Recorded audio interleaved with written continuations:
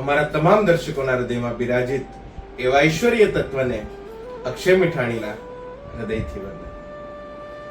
મિત્રો, અત્યારે આપણે કોઈ પણને પૂછીએ કે શેની તંગી છે, તો ખાસ કરીને બહેનોને પૂછશું તો એમ કહેશે કે ગેસના બાટલાની તંગી છે. કોઈ મોટા બિઝનેસમેનને પૂછશું તો કે અત્યારે અમારી ઇમ્પોર્ટ એક્સપોર્ટમાં તકલીફ છે. કોઈ ગામડાના માણસને પૂછશું તો એમ કહેશે કે વીજળીની તકલીફ છે. કોઈ ગામડાની માવડીઓને પૂછશું તો એમ કહેશે કે અમારે પાણીની તંગી છે. વ્યક્તિએ બધાની તકલીફ કે શેની તંગી છે એ વાત અલગ અલગ છે, પણ એક મુખ્ય તંગી અત્યારે આપણે જોઈએ તો એ તંગી છે વિશ્વાસની તંગી. અત્યારે માણસને માણસ જાત ઉપર વિશ્વાસ નથી રહ્યો. તમે વિચાર તો કરો કે કોઈ પણ વસ્તુ લેવા જતા હોય તો આપણને પેલું એ વ્યક્તિ ઉપર એ વિશ્વાસ નથી રહ્યો. એ વિશ્વાસ તમારે ને મારે કેળવવો પડશે. એક દ્રષ્ટિકોણ તમારો ને મારો બદલવો પડશે. આપણે કોઈ શિક્ષકને જોઈએ તો માત્ર આપણને કે સરકારી કર્મચારી અથવા નોકરિયાત માણસ દેખાય છે, પણ એ નોકરિયાત માણસ કે કર્મચારી નથી. એમાં આપણને ગુરુના દર્શન થવા જોઈએ, અને તો જ એ માણસ આપણને પૂરું પરિણામ આપી શકશે. આપણી જૂની કહેવતને યાદ કરીએ તો કહેવત છે ને કે વિશ્વાસે વાહન ચાલે, અને પથ્થરમાં પણ જો પરમેશ્વર ભાળીએ તો પરમેશ્વરના દર્શન થાય છે. હું ને તમે હજારો વર્ષોથી આપણે દ્વારકાધીશના દર્શન કરવા માટે જઈએ છીએ. કોઈ પણ મંદિર આપણે દર્શન કરવા માટે જઈએ તો આપણને એમાં ભગવાન દેખાય છે. શું કામ? કારણ કે આપણો એમાં વિશ્વાસ ટકેલો છે. પણ કોઈ વિધર્મી માણસ હશે, કોઈ નાસ્તિક માણસ હશે તો એને પથ્થર દેખાય છે. તો કહેવાનો મારો મતલબ એ કે આપણને એમાં ભગવાન એટલે દેખાય છે કારણ કે આપણે એમાં વિશ્વાસ કેળવો છે. અને એ જ વિશ્વાસ હવે જરૂર એ છે કે સાથે સાથે આપણે દરેક માણસમાં પણ કેળવવો પડશે. તમે કોઈ પર વિશ્વાસ મૂકો ને ત્યારે એની જવાબદારી બહુ વધી જતી હોય છે સાહેબ.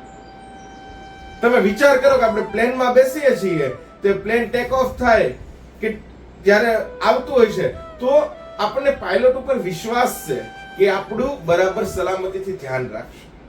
તમે કે હું ટ્રેનમાં બેઠા હોય તો આપણે સૂઈ જઈએ છીએ 12-15 કલાકની મુસાફરી હોય તો, પણ આપણને એના એ જે મેન આપણો ડ્રાઈવર છે, ટ્રેન ચલાવનાર છે, એના પર આપણને વિશ્વાસ છે કે આપણું કઈ થવા નહીં દે નુકસાન.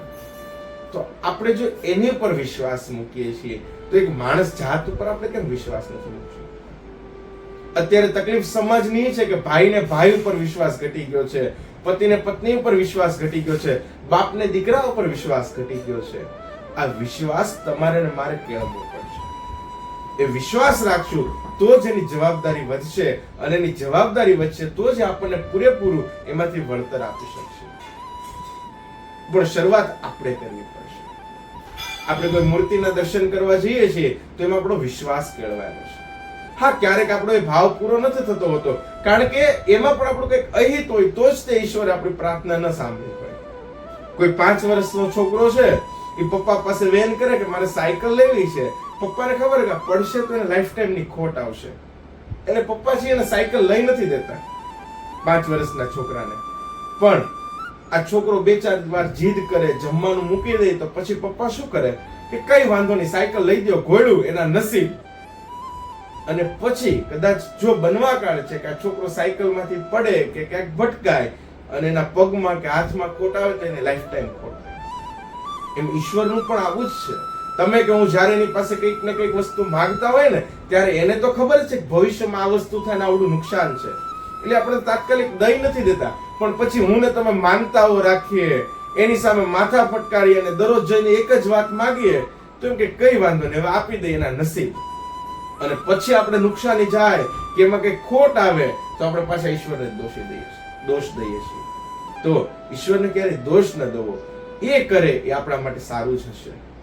મારું ધાર્યું થાય તો હરિ કૃપા, અને મારું ધાર્યું ન થાય તો હરિ ઈચ્છા. એમાં મારે શેની ચિંતા? આ ભાવ સાથે આપણે ભગવાનનું સ્મરણ કરીએ. આ સાથે અક્ષય મીઠાણીના જય સિયારામ.